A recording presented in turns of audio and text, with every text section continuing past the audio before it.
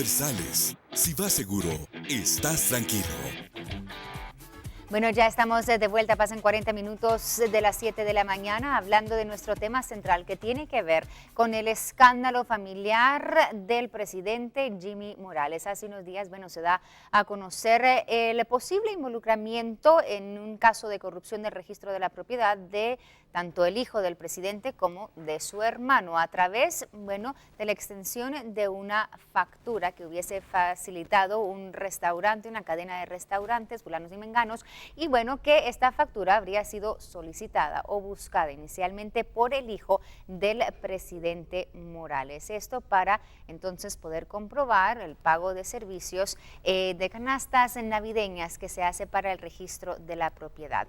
Ese es el tema central que abordamos esta mañana, pero hablemos ahora de las implicaciones legales que esto tiene tanto para el presidente como para su hijo y hermano, que como bien conocíamos el miércoles muy tarde ya, que han quedado bajo arraigo. Le damos la bienvenida esta mañana a Omar Barrios, experto legal. Omar, muy buenos días y gracias por estar con nosotros esta mañana. Buenos días, aquí siempre. Gracias, Omar. Mira, gracias por haber quizá cortado tu puente, por haber estado con nosotros, pero consideramos que es un tema central, todo lo que está ocurriendo en cuanto a cómo se salpica ya, bueno, la familia presidencial con estos casos de corrupción que persigue el Ministerio Público y la CICIG. La primera pregunta que te quiero hacer es orden de arraigo. ¿Qué podría significar eso? Y es una medida cautelar que se toma en cualquier caso. Bueno, aquí hay que aclarar algo y que pues en el análisis legal y técnico que nos toca a veces pareciéramos que hacemos una crítica negativa a algunos aspectos, pero lo mío, lo técnico y lo legal, como siempre ustedes me han invitado. La orden de arraigo aquí es innecesaria. Entiendo, ¿Por qué razón? Entiendo que la Fiscalía contra la impunidad tiene que sujetar a las personas dentro de la jurisdicción guatemalteca, ¿verdad? Para que estos no salgan del país. Pero realmente el arraigo solo se puede hacer para cuando la persona tiene obligaciones civiles o obligaciones tributarias pendientes que cumplir. No puedes arraigar a alguien que no le has tomado ni primera declaración en el ámbito penal. Sí se usa el arraigo como medida cautelar dentro del ámbito penal, pero insisto, ya la jurisprudencia es clara en esto. Inclusive en una audiencia se lo expliqué a la jueza Silvia de León que habría que tener cuidado con lo que estaban haciendo la Fiscalía o la SAT al pedir arraigo de los sujetos cuando los sujetos no tienen obligaciones civiles con el Estado. Realmente lo que se está haciendo es que los jueces lo están concediendo por ciertas presiones y que lo vemos estructuralmente necesario para que los sujetos no pasen como con Rabeo, con otros funcionarios que salieron del país. Pero hay que pedirlo en la justa dimensión de la naturaleza para que también después una herramienta que estamos usando para atrapar a ciertas personas que se merecen estar atrapadas, después no vaya a ser utilizada para otras personas que no se merecerían. No me refiero específicamente al caso de la familia presidencial, solo había que verlo en la justa dimensión. Se señalaba de que ellos se presentaron espontáneamente, definitivamente hay elementos que aducen una posible participación. FESI ha hecho un gran trabajo en todo esto, a no dejar ir nada. Parecería un delito de poco impacto, 90,000 quetzales versus los millones que dilapidó Anabela de León en el registro, pero siempre he dicho que hay que perseguir todos los delitos, pero siempre dimensionándolos en su justa actividad. Exacto, y ¿sabes qué creo? Lo que creo es que los guatemaltecos, después de lo que vivimos el año pasado, estamos menos tolerantes hacia este tipo de actos. Sean 90,000 quetzales, sean 40 millones, realmente es un despertar de los guatemaltecos, ¿no? Y es justo. La no tolerancia a este tipo de actos. No, y ahí hay que hacerle un llamado de atención a los guatemaltecos, tardamos mucho en despertar.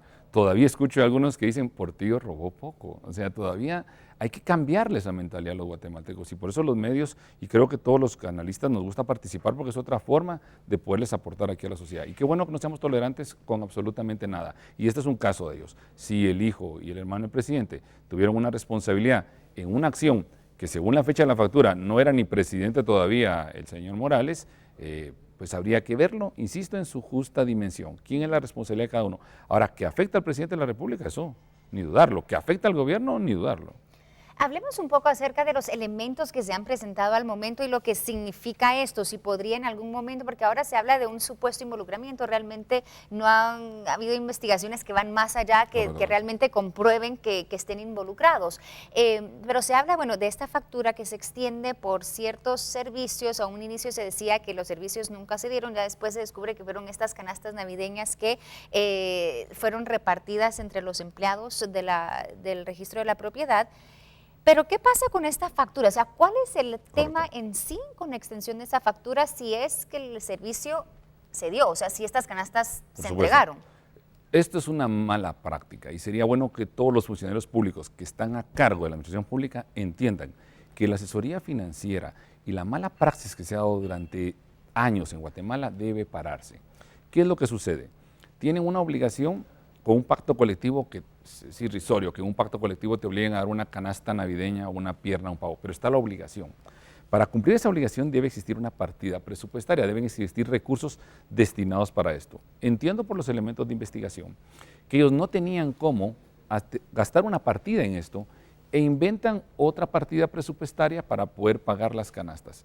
Ahí hay delito, puede haber malversación, porque aunque el dinero sea destinado para una función laboral que tenía como obligación el registro de la propiedad, se le dio un uso distinto. Pero Eso, el delito ahí, ¿a quién corresponde? el delito ahí hasta ese momento corresponde, insisto, a las autoridades de turno, a los administradores financieros, jurídicos y sobre todo a la Registradora General de la Propiedad como autoridad máxima. Porque le estás dando una partida presupuestaria destinada para una cosa, le das un destino para otra. Ahí solo hay malversación.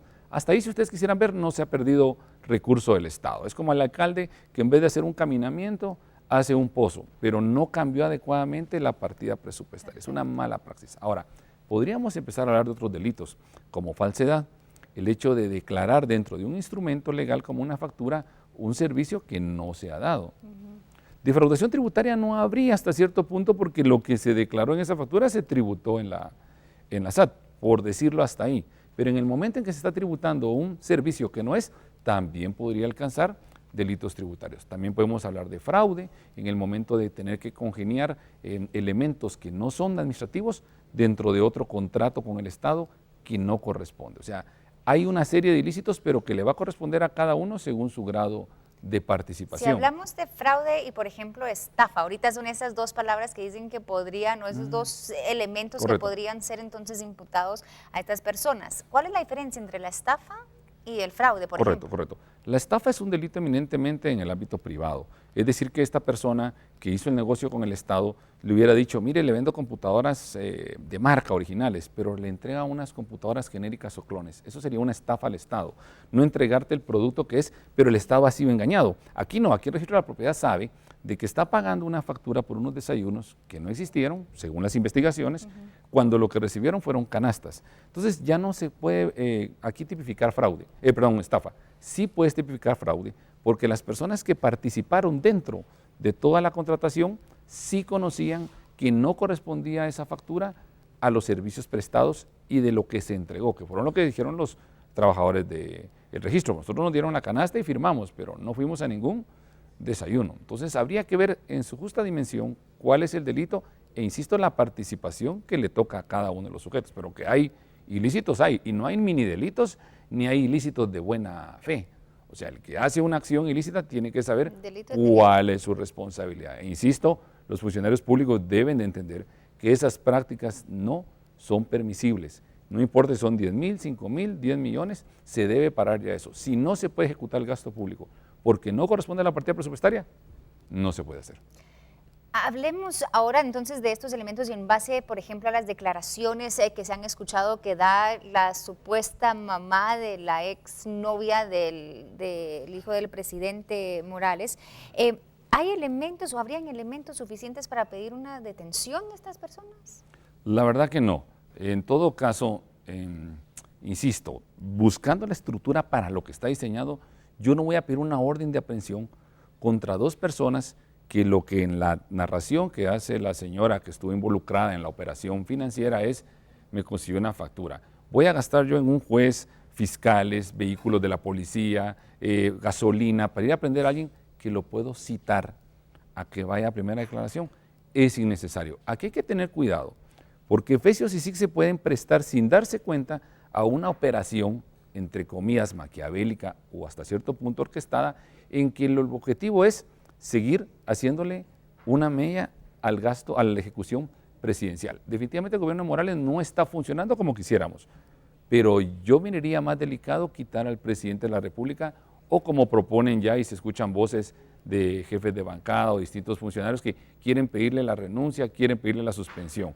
Aquí va a haber mucha gente que va a querer sacar partida a un ilícito hasta cierto punto, si lo pudiéramos señalar así, efectuado por familiares del presidente en otra época que él no era presidente, pero que efectivamente le va a efectuar un desgaste. Nosotros no queremos una familia presidencial que esté involucrada en hechos ilícitos, sean estos de baja trascendencia o de menor grado, mucho menos que sean graves. El presidente va a actuar y será su camino a tomar el que él con su Consejo de Ministros decida. Pero hay que tener cuidado con las personas que quieren o las organizaciones sacar provecho de esto. Hay que seguirlo analizando en su justa dimensión. Perfecto. ¿Qué debería entonces temer el presidente Jimmy Morales por lo que mencionas, por ejemplo, el hecho de tomar esto y colocarlo quizá en una dimensión, como tú dices, quizá más grande de la que podría ser? ¿Debería él temer que alguien quizá esté tratando de o extorsionarlo o está detrás de él o queriendo desestabilizar su gobierno? Y por otro lado, temer que en algún momento a él también se le implique en este caso por tener quizá conocimiento previo, si es que se llega a comprobar, de esta transacción. Bueno, la verdad no había pensado en eso si él tenía conocimiento de la transacción. Pero partiendo de que hasta este momento no se ha aducido que él tenga conocimiento o que tuvo una acción, yo diría que más que temer, él debería tener una previsión acerca de todo este tipo de coyuntura. O sea, sus expertos asesores acaban de sufrir un golpe bien fuerte en SAS, que ya se le había advertido. Ahora están atacando a familia, pues, se lo merecen, que se lo merecen. Yo no estoy diciendo que no se persiga el delito.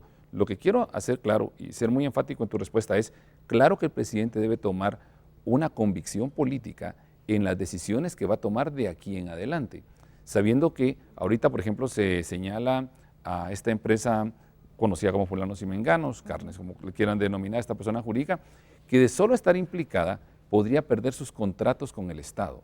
De quedar ya implicada en la defraudación con la factura entregada, quedaría inhabilitado dentro del sistema de Guatecompras. Entonces estás diciendo que alguien que ha participado directamente con el presidente, como Osmar Sánchez, que está relacionado, tal vez no con el ilícito, pero sí con las empresas, y que es persona del círculo de confianza del presidente, va a salir también afectado. Entonces, están quitándole al presidente personas de su confianza, algunos que hay que hacer necesario quitárselos, como el caso que habíamos visto ya en SAS, y otros que son personas muy allegadas a él. Entonces, el que le quites todos esos elementos al presidente tiene un camino positivo para que él pueda tomar decisiones más justas y ecuánimes en el sentido de la administración pública, pero también podría verse afectado al él sentirse en desconfianza, al no sentirse respaldado y no tener los asesores adecuados para que ejerza esa función. Entonces, definitivamente vamos a ver una inestabilidad, pero también hay grupos muy fuertes que desde el principio han diseñado acciones para poderle copar al presidente. Eso es así en este gobierno y en